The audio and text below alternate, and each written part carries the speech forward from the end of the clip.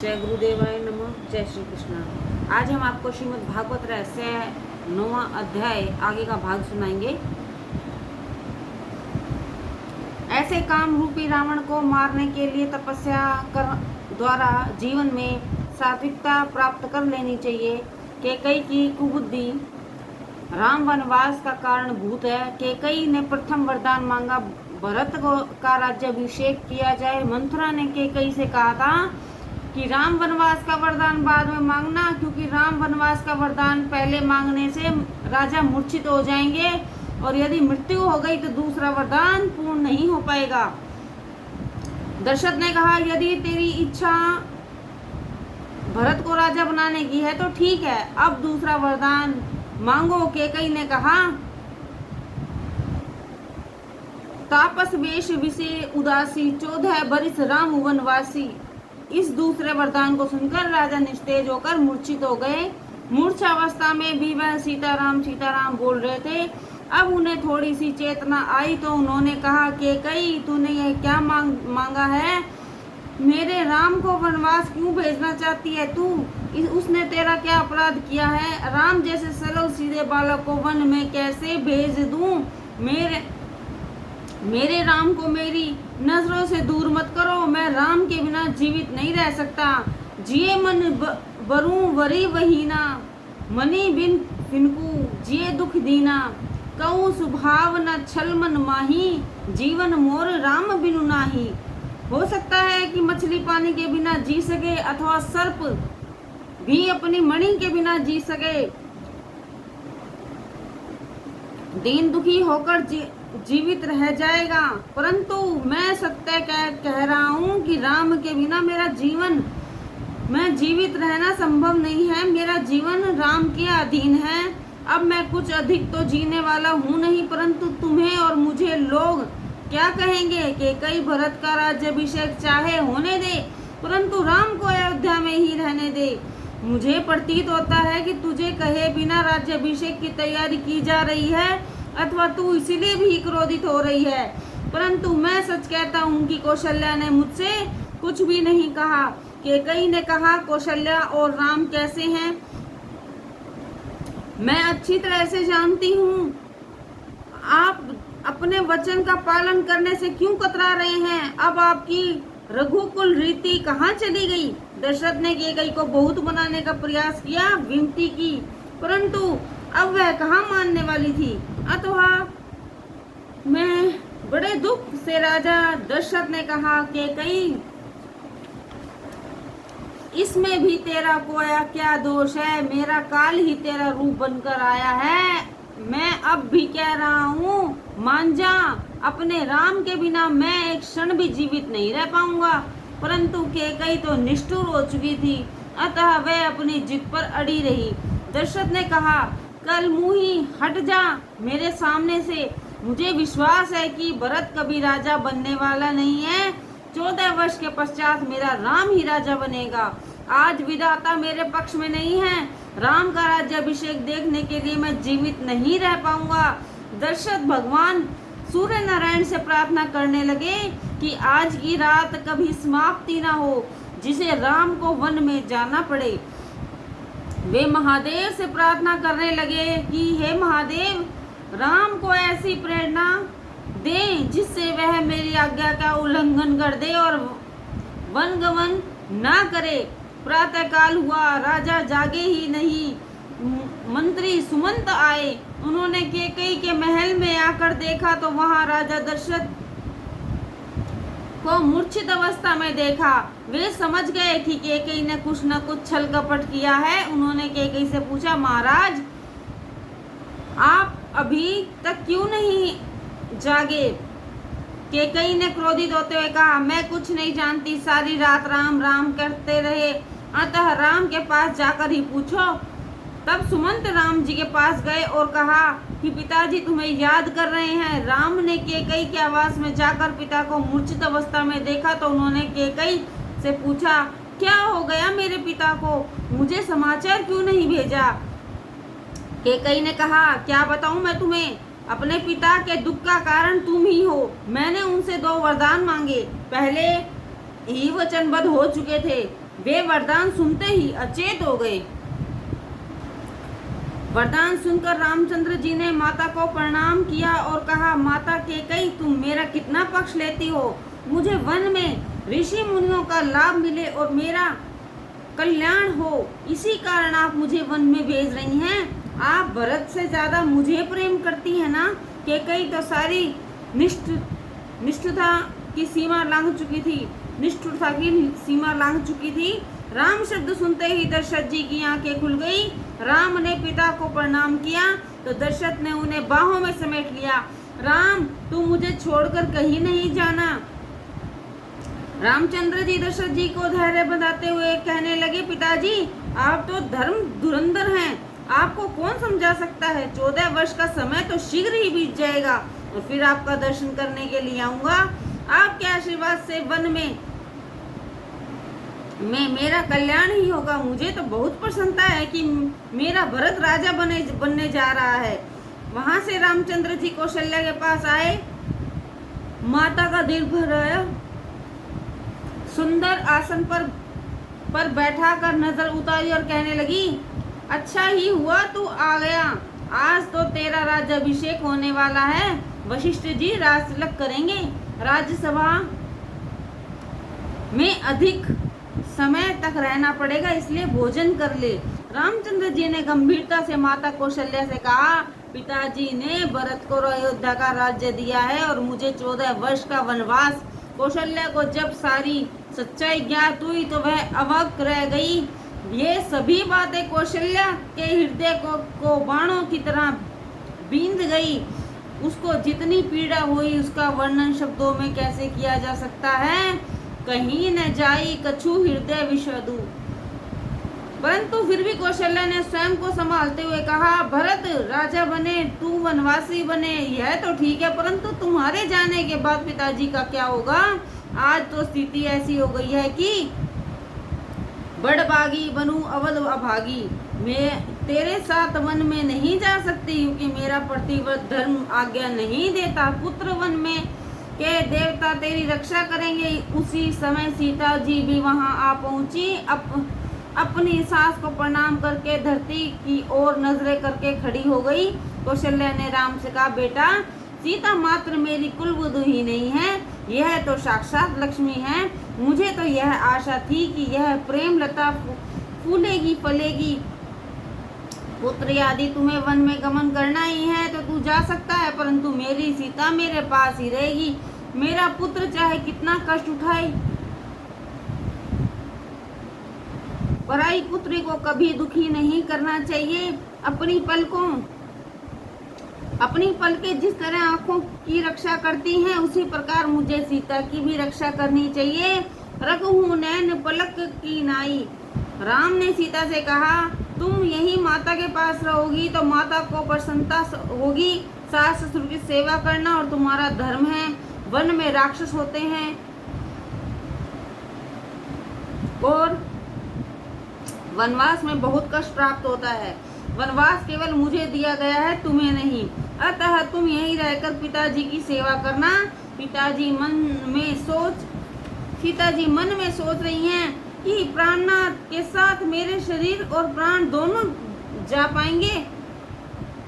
ये केवल प्राण ही जाएंगे कि तनु प्राण की केवल प्राणा। सीता ने धैर्य करते हुए कहा, वैसे तो आपका कहना ठीक ही है, परंतु नारी का आधार तो मात्र एक पति ही होता है। यदि आपको यह विश्वास है कि आपके वियोग में मैं 14 वर्ष जीवित रहूंगी तो आप मुझे यहाँ छोड़कर जा सकते हैं।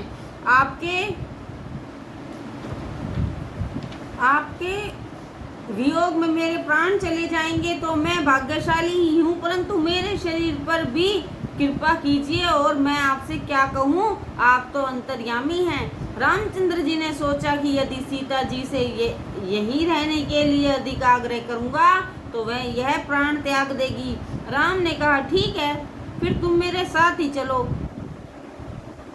कौशल्या ने कहा, पुत्र, मेरी पुत्री सीता का क्षण मात्र के लिए भी अकेला मत छोड़ना। पता नहीं मैं अब तुम्हारे इस मनोहर युगल के दर्शन कर पाऊंगी। तभी लक्ष्मण जी को यह दुखद समाचार ज्ञात हुआ तो वे तुरंत राम के पास पहुंचे। राम ने लक्ष्मण से कहा, लक्ष्मण, मेरी अनुपस्थिति में माता पिता आदि सभी की भली भांति ध्यान रखना।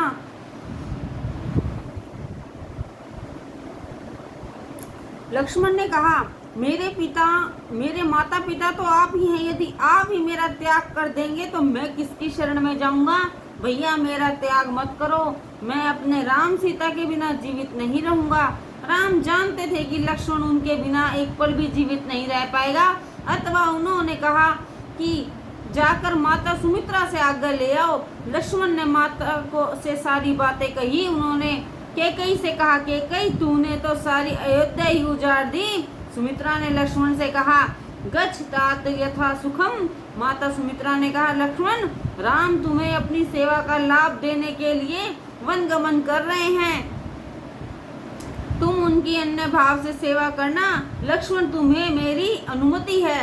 पुत्रवती जुवती जग सोई, रघुपति भगत जासूस तोई। अवध कहा जय राम विनिवासु। जहाँ राम निवास करेंगे तो वहीं तुम्हारी अयोध्या है। उर्मिला आई, एक भी शब्द नहीं बोल सकी, मन ही मन प्रणाम किया। सीता, राम और लक्ष्मण राजा दशरथ के पास आए। दुख में व्याकुल पिता को धीरज बंधाते हुए कहने लगे, पिताश्री, शांत हो जाइए। हम वन को जा रहे हैं। आप हमें अपना आशीर्वाद और जाने की आज्ञा प्रदान करें। उस समय का वर्णन करना असंभव है। दशरथ जी तो मूर्छित अवस्था में ही थे। सो कैकेयी ने कहा, मेरी आज्ञा ही पिता की आज्ञा है। वे स्वयं कुछ नहीं कह पाएंगे। कैकेयी ने आज्ञा से वल्कल वस्त्र लाए गए। सबने राजश्री वस्त्र त्याग कर वल्कल वस्त्र धारण किए। इतने में वहां वशिष्ठ जी आए और उन्होंने सीता के हाथ में वल्कल वस्त्र छीन लिया और कैकेयी से कहा, तुमने राम को वनवास दिया है, सीता को नहीं। सीता हमारी राजलक्ष्मी है। इधर अयोध्या की प्रजा दुख से व्याकुल हो रही थी। राम ने प्रजा से कहा, मेरे जाने के पश्चात मेरे माता पिता की सेवा करना। जो उनकी सेवा करेगा वही मुझे प्यारा होगा। वशिष्ठ जी, आप सबकी रक्षा करना। परंतु प्रजा नहीं मानी। वे कहने लगे, जहाँ हमारे राम रहेंगे हमारे लिए वही अयोध्या है। हम सब भी वहीं आपके साथ जाएंगे। राम, लक्ष्मण और सीता ने वन की ओर प्रयाण किया। कैकेयी कहने लगी, राम तो गया परंतु साथ ही साथ अयोध्या को भी उजाड़ दिया। जहाँ तेरा मेरा अपने पराये का भेद है, वहाँ भगवान विराज नहीं सकते। दशरथ की मूर्छा दूर हुई तो उन्हें समाचार मिला कि राम वन के लिए प्रस्थान कर चुके। कहने लगे, ओह, मेरा राम तो चला गया, परंतु मेरे प्राण अभी तक क्यों बाकी हैं। अजहू ने निकसे प्राणा कठोर। उन्होंने अपने मंत्री सुमंत को आज्ञा दी कि तुम मेरा स्वर्ण रथ लेकर जाओ और राम से कहना कि वह पैदल वन में ना जाए। इस रथ पर बैठकर 2-4 दिन उन्हें वन में की यात्रा कराकर वापिस सभी को ले आना। यदि राम वापस न आए तो सीता को तो अवश्य ही ले आना। दशरथ की आज्ञा शिरोधार्य करके मंत्री सुमंत रथ लेकर राम के पास आए और कहा कि पिताजी की आज्ञा है कि वन पैदल नहीं रथ में बैठकर जाइए। अयोध्या में वीराना छा गया। तभी तमसा नदी के किनारे पहुंचे। मध्य रात्रि का समय हो गया था। सभी प्रजाजन गहरी नींद में सोए हुए थे। राम ने मंत्री सुमंत से कहा कि इस समय प्रजा गहरी नींद में सो रही है। आप धीरे धीरे रथ चलाइए जिससे कोई जाग न पाए। अब हमें यहाँ से चलना होगा। भगवान शंकर को प्रणाम करके रामचंद्र जी ने वहाँ से आगे प्रयाण किया। जिस समय प्रातः हुआ तब तक रामचंद्र जी का रथ श्रृंगवेपुर के पास पहुँच चुका था। इधर प्रजाजन जागे तो देखा रामचंद्र का कहीं अता पता नहीं था। वे सब व्याकुल होकर विलाप करने लगे। श्रृंगवेपुर के राजा को रामचंद्र जी के आने का समाचार मिला। राजा गुहक ने रामचंद्र जी का स्वागत किया और कहा, प्रभु मेरा राज्य आपका ही है, मेरे राज्य में पधार कर मेरे नगर को पावन कीजिए। रामचंद्र जी ने कहा 14 वर्ष तक मैं किसी के भी नगर में प्रवेश नहीं कर सकता।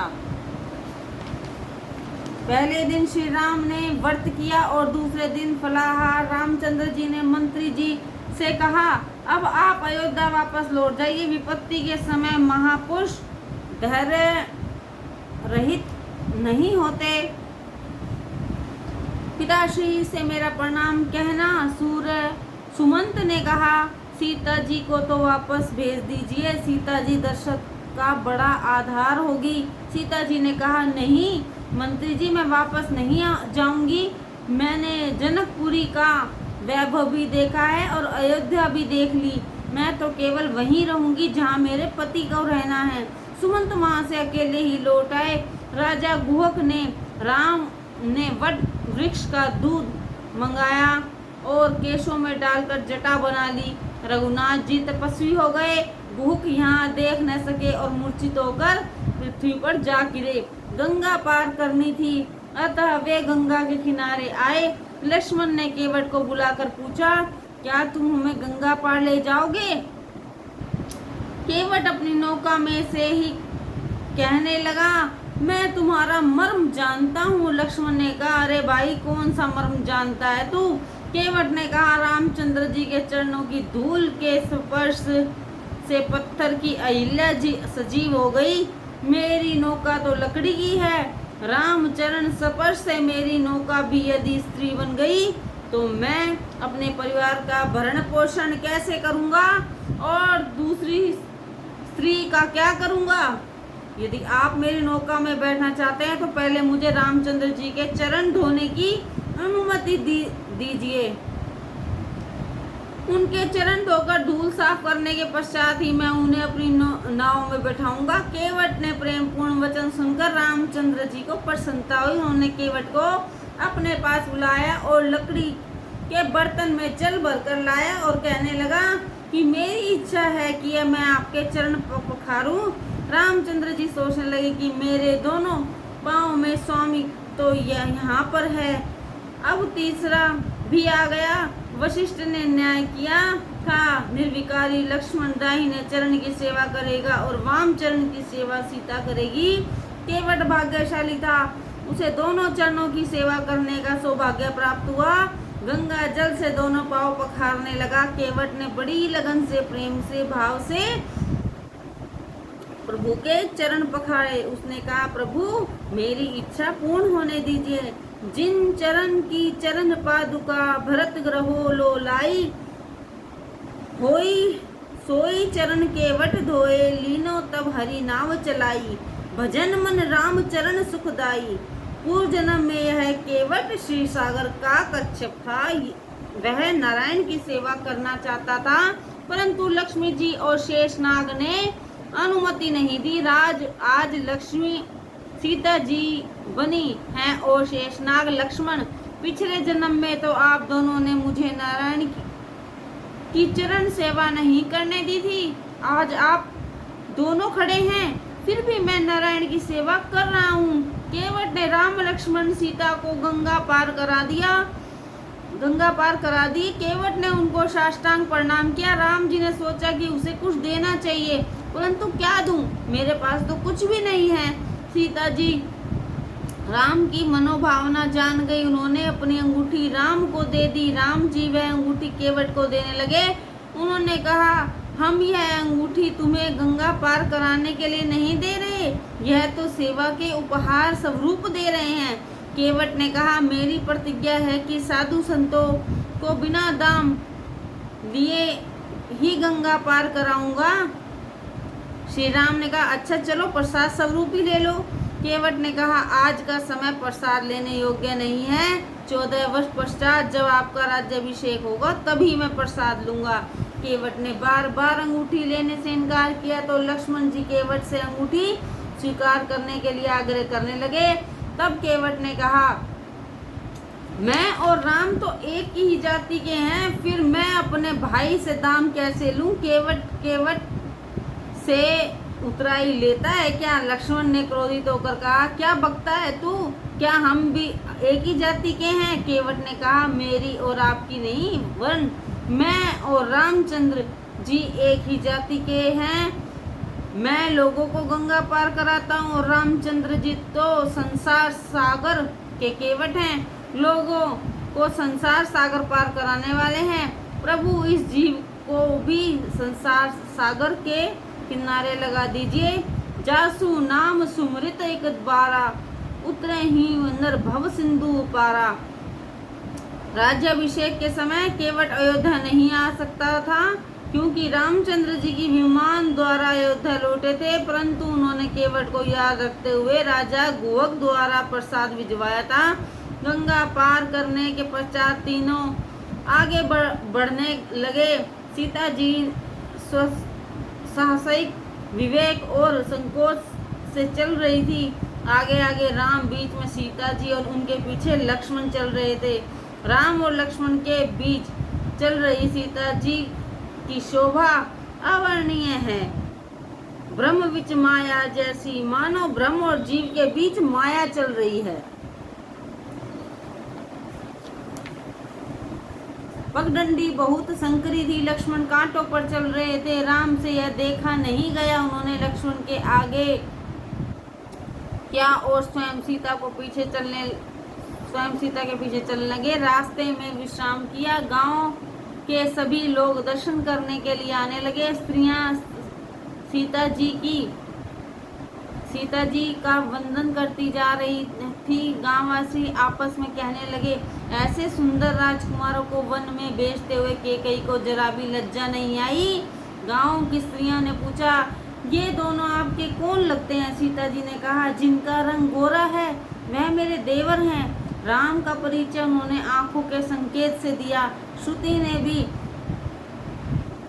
परमात्मा का वर्णन निषेधपूर्ण किया है। न इति। राम सीता के दरवासन का परशयन किया। गुहक और लक्ष्मण जी पहरेदारी करने लगे। राजा गुहक केकई के विषय में कुछ कटु वचन कहने लगे तो लक्ष्मण जी ने उन्हें समझाने लगे। यह उपदेश लक्ष्मण गीता के नाम से प्रसिद्ध है। मुख्य से दुख से न कयोस्पी दाता। उन्होंने कहा, मनुष्य का उसको कर्म ही सुख या दुख देता है। इस सृष्टि का आधार ही कर्म है। इसी कारण ज्ञानी महात्मा किसी को दोषी नहीं मानते। रामचंद्र जी स्वेच्छा से वनवासी बने हैं। सीताराम के चरणाविंद का नित्य स्मरण करना ही परमार्थ है। सखा परम परमातु मन कर्म वचन राम पद नेहु। सुख दुख का कारण जो स्वयं अपने मन के भीतर खोज ले वही संत है। ज्ञानी पुरुष सुख और दुख का कारण बाहर नहीं खोजते। मनुष्य के सुख दुख का कारण का इस ब्रह्म इस संसार से कोई नाता नहीं है। यह कल्पना ही ब्रह्म उत्पन्न करती है कि मुझे कोई दुख दे रहा है। ऐसी कल्पना करने से दूसरों के प्रति वैर भाव को जागृत करेगी। वास्तव में कोई किसी को सुख व दुख नहीं दे सकता। वह केवल मन की कल्पना मात्र होती है। यह सुख दुख तो केवल अपने ही कर्मों का फल है। सदैव मन को यही एहसास दिलाओ कि उसको जो दुख और सुख का अनुभव हो रहा है वह उसी के कर्मों का फल है। कहूँ न काहू सुख दुख कर दाता, निज कर तू कर्म भोग सबु ब्राता। राम तो परमानंद स्वरूप है। जो उनका स्मरण करते हैं उन्हें दुख नहीं होता, सुख ही होता है। अतः राम को तो दुख होने का तो कोई प्रश्न नहीं होता। उनके मन में केकई के प्रति कोई मनोदुख या दुर्विचार भी नहीं है। राम को कर्म को तो कोई बंधन है ही नहीं। वे तो कर्म से परे हैं। वे अपनी इच्छा से ही प्रकट होते हैं। जीव को अपने कर्मों के कारण जन्म लेना पड़ता है। प्रभु स्वयं अपनी इच्छा से प्रकट होते हैं। फिर भी परमात्मा लीला करने के लिए प्रकट हुए हैं। अतः कर्म की मर्यादा में रहते हैं। वे संसार के सामने एक आदर्श रखते हैं कि स्वयं परमात्मा होते हुए भी वे कर्म के बंधन में हैं। राम कथा कई ग्रंथों में वर्णित की गई है। कैकेयी ने राम को वनवास दिया। कौशल्या माता को अत्यंत दुख हुआ। रामचंद्र जी कहते हैं कि यह मेरे कर्मों का ही फल है। पूर्व जन्म में मैंने कैकेयी को दुख दिया था, यह उसका ही फल है। मैंने परशुराम अवतार में जो किया था उसका फल इस अवतार में भोग रहा हूँ। पूर्व जन्म में कैकेयी ऋषि जमदग्नि की पत्नी रेणुका थी। परशुराम उन्हीं के पुत्र थे। एक बार गंधर्व चित्रेशन कई अप्सराओं के साथ सरोवर में विहार कर रहा था। रेणुका ने वह दृश्य देखा तो उसके मन में कुछ विकार उत्पन्न हुआ और असंतोष भी। इन अप्सराओं को जैसा सुख मिल रहा है वैसा सुख तो मुझे कभी प्राप्त नहीं हुआ। रेणुका को लौटने में देर हो गई। जमदग्नि को ज्ञात हो गया कि रेणुका ने मन से वह विचार किया है। जमदग्नि खिन्न हो गए और अपने पुत्र परशुराम से कहने लगे, तेरी माता ने पाप किया है, अतः इसकी हत्या कर दो। पिता की आज्ञा सुनकर बिना कुछ सोचे विचारे परशुराम ने माता की हत्या कर दी। रामचंद्र जी कौशल्या को समझा रहे हैं, उस जन्म में मैंने माता को दुख दिया था, वह इस जन्म में मुझे दुख दे रही हैं। महात्मा तो यहाँ तक कहते हैं कि राम ने बलि की हत्या की थी तो वही बलि कृष्ण अवतार के समय पराधी का रूप लेकर आया और भगवान श्री कृष्ण को उसके बाण से ही प्राण त्यागने पड़े। अतः किए हुए कर्मों का फल तो भुगतना ही पड़ता है। सारी रात राजा गुहक और लक्ष्मण परस्पर बातचीत करते हुए चौकसी करते रहे। प्रातःकाल ब्रह्म मुहूर्त में रामचंद्र जी ने स्नान आदि से निवृत्त होकर भगवान शिव की पूजा की। प्रत्येक के भी जीवन में कुछ नियम अवश्य होने चाहिए। जिसके जीवन में कोई शुभ संकल्प नहीं है वह परशुराम से भी ज्यादा अधर्म है। नियम पालन के अभाव में मनुष्य पशु से भी बदतर हो जाता है। श्री राम ने संसार के समक्ष यह आदर्श अथवा उदाहरण रखा कि माना वे स्वयं ईश्वर है परंतु फिर भी भगवान शंकर जी की पूजा करते हैं। श्री राम ने राजा गुहक को वापस लौटने के लिए कहा परंतु वह नहीं माने। तब श्री राम ने कहा, ठीक है, हम चित्रकूट पहुंच जाएं, तब वापस चले जाना। प्रभु धीरे धीरे आगे बढ़ते जा रहे हैं। प्रयागराज पहुंचकर वे भारद्वाज मुनि के आश्रम में पधारे। तुम भारद्वाज बन जाओ तो प्रभु तुम्हारे यहाँ भी पधारेंगे। भारद्वाज अर्थात उपदेश को तो कान में भर लेना। सांसारिक बातों पर अधिक ध्यान देने से कोई लाभ नहीं होता परंतु भक्ति में बाधा पैदा होती है। भारद्वाज मुनि ज्यादा बोलते नहीं परंतु रामचरण के अत्यधिक अनुरागी हैं। वे बार बार राम कथा को सुनते थे।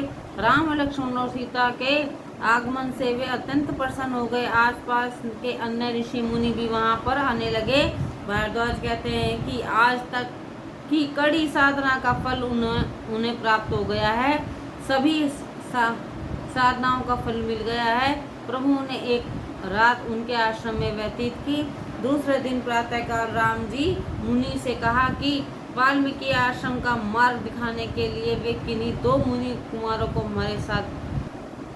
को साथ भेज दें। मुनि कुमारों के साथ वे सब वाल्मीकि आश्रम पहुंचे। वाल्मीकि ने समाधि भाषा में राम कथा लिखी है। यह राम कथा वाल्मीकि जी ने रामचंद्र जी के प्रकट से पूर्व ही रामायण की रचना कर दी थी। वाल्मीकि जी आदि कवि हैं। उनके मुख से तो सर्वप्रथम श्लोक प्रकट हुआ था। इससे पूर्व कोई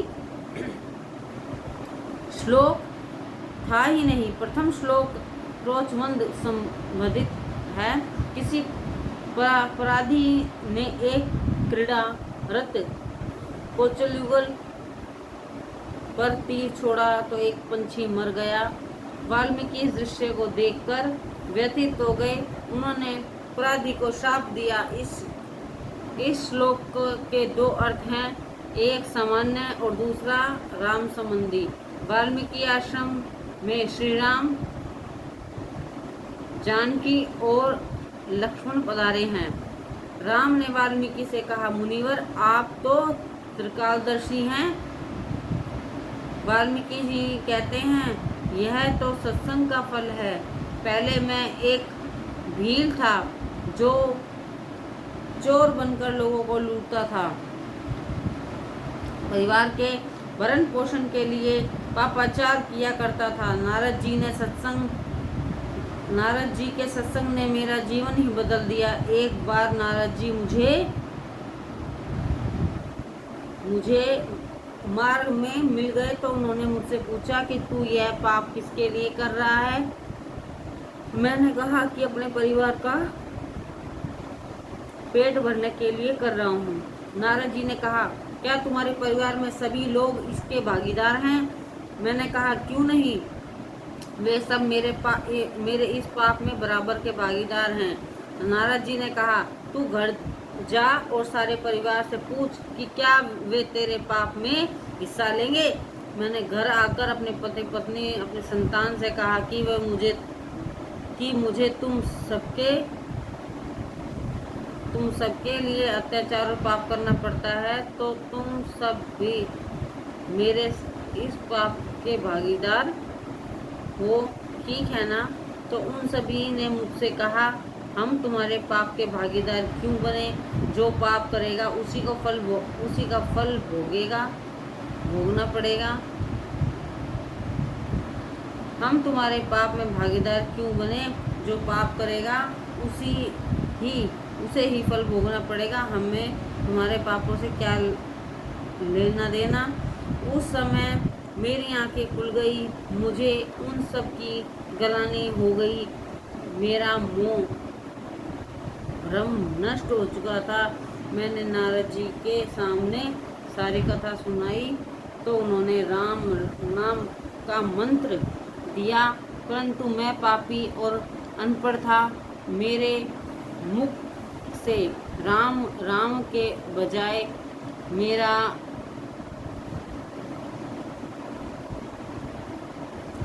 मेरे मुख से राम की बजाय मरा शब्द निकलता रहा। राम नाम का जाप ठीक प्रकार से नहीं कर सकता, मैं तो उल्टा ही जप करता रहा।